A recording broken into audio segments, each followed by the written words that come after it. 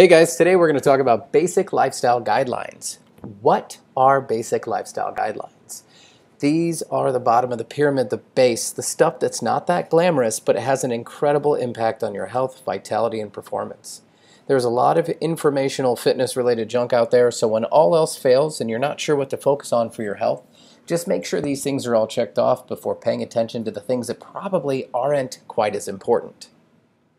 So let's get into a few different categories: energy, rhythm, balance, and purpose. So we can categorize these guidelines as such. Energy: rise with the sun, sleep with the moon. It's important to honor the sleep cycle and your circadian rhythm.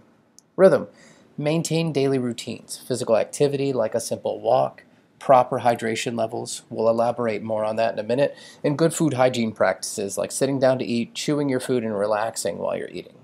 Balance: creating a work-rest balance that is good with sufficient time for both on a weekly basis. Purpose: what do you value the most? What are your highest priorities in life, your goals?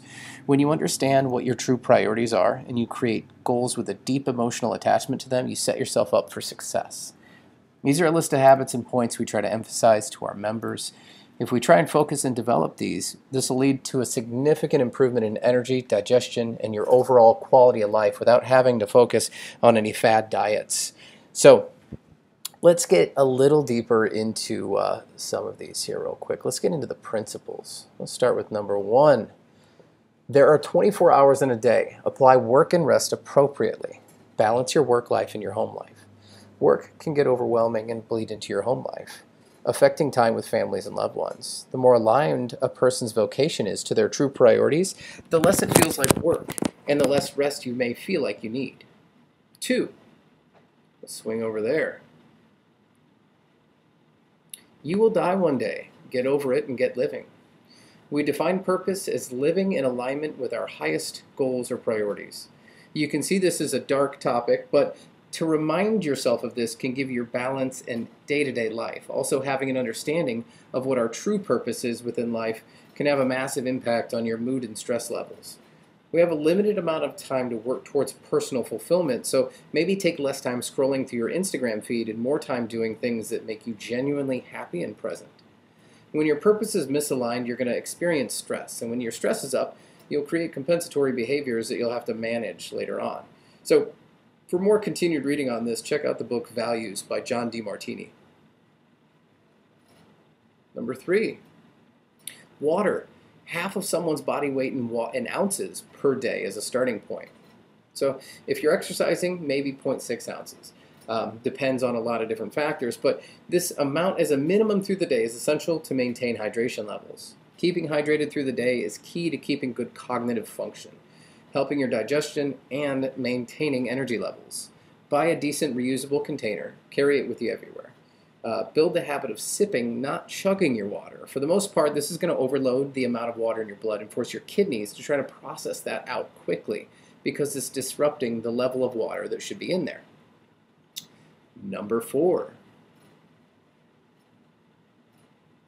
Go to bed and wake up at the same time every day to maintain great circadian rhythm. Your circadian rhythm is your body's natural clock. If you have this in line, then your body knows when to sleep and gets good sleep, and naturally knows when to wake. If you wake up before your alarm and you don't need a pot of coffee to get going, you're doing well. If you have to hit snooze 20 times and your rhythm's off. If you can create a routine around this, it can have a huge positive impact on your energy through the day. Also, honor your sleep practices, such as keeping your room dark and cool, and removing electronics from your room about 60 to 90 minutes from bedtime if possible.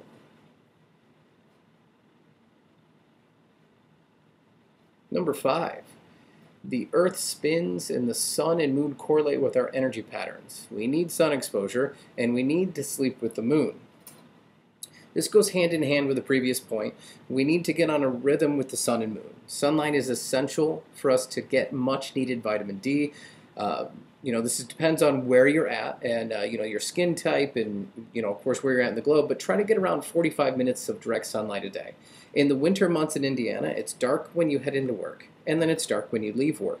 During those times, it's very important to get out during your lunch and get some sun on your skin. So for many of us, when things in our life get busy, the first thing we're willing to compromise is our sleep. 5 hours isn't enough. 8 to 8.5 is a good amount to maintain good energy levels. If you have a hard time getting that much, start moving your bedtime back in 15-minute increments until you get used to it. Number 6. Water, moving blood, and digestion are essential daily routines. We've already talked about how drinking water, and at least enough water, is key to maintaining optimal energy levels and alertness through the day. Movement or exercise is also important for us. If you sit at a desk, try to get up and move around for a couple minutes every half hour. 10,000 steps should be a reasonable goal throughout the day. And this is outside of any exercise you do in the gym. You'll also need rhythm and consistency with your digestion. If you don't, then something's off and your body won't be performing optimally. This is a massive subject alone. It relates to gut health, nutrition, stress, and a load of other things that our nutrition programs can help you with. But if your digestion is off, there are more than likely a lot of other issues you may be experiencing that are connected with it. Number 7. Recovery.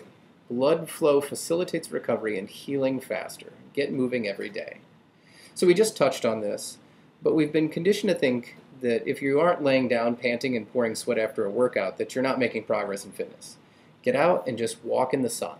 That is one of the most valuable things you can practice. It promotes blood flow. It can help you de-stress by disconnecting from your work while gaining some perspective on life. If you haven't seen it, check out the video we did on 10-minute walks every day on our YouTube channel. If you're stressed, overworked, underslept, and your nutrition's lacking, going for a walk might be the best and only thing you should be doing right now, rather than throwing more stress into your system. Number 8. Digestion. Food is a 36 to 44-hour investment. Sit down, chew your food, enjoy your food, set the phone aside, and have a conversation. We call this food hygiene, or the way in which you eat your food. Whenever you're sitting down to eat, consider that the food is going to be in your system for quite a while. So choose what you eat wisely. Avoid processed food. Try to connect with how your food makes you feel through the day. How do you eat? Try to enjoy the moment when eating, the smell and the taste of your food. Make it an experience. Chew each mouthful 25 times. I know it seems like a lot, but do this rather than chewing it just enough so that you don't choke. Digestion starts in the mouth, and it's going to help you break down the food and absorb more of the nutrients out of it. You'll also be able to better connect to your body's signals as to when it's full. Also, disconnect from the TV and your phone if possible. If you're sitting down with someone, it's okay to talk with your mouth full. Have a real conversation. So, getting back around here, our focus. Notice how we didn't talk about macros, intense interval work, smoothies, or biohacking yourself. A lot of these principles tie in with each other, but we see this all the time that people want to fast track their fitness first. Focus on the basics, and then you can turn your attention to other different, interesting things that you're possibly curious about tinkering with. So we hope this helps, and have a wonderful day.